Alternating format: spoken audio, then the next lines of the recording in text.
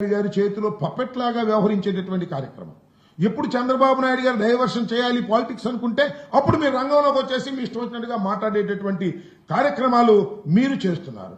లడ్డు వ్యవహారం సీరియస్ గా ఉండగానే శరభం గారు వచ్చి ఏదో రెండు మాటలు మాట్లాడతారు.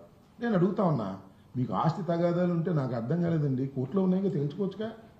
అసలు ఎప్పుడన్నా మీ కంపెనీలో మీకు వాటాలు ఉన్న సంగతి మీరు ఇప్పుడు కంపెనీలు చూశారా?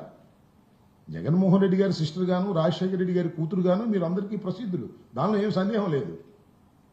కంపెనీల్లో వాటాలు కావచ్చు. పెళ్లి అయిపోయిన తర్వాత 10 సంవత్సరాల తర్వాత మా చెల్లికి నేను వాటా ఇవ్వమంటే నేను ఇస్తానా? చంద్రబాబు నియమనే నాకు అర్థం కాల. చంద్రబాబు నాయుడు గారికి 2 చెల్లెలు ఉన్నారుగా, పాపం ఒక చెల్లి మరీ దారుణంగా ఉందంట. హెరిటేజ్లో సగం వాటా ఇవ్వమని ఇస్తారా? ఇవి నాకు అర్థం కాలేదు. ఇప్పుడు టోటల్ గా జగన్మోహన్ రెడ్డి గారి ఆస్తులన్నీ అటాచ్ చేయబడ్డాయి.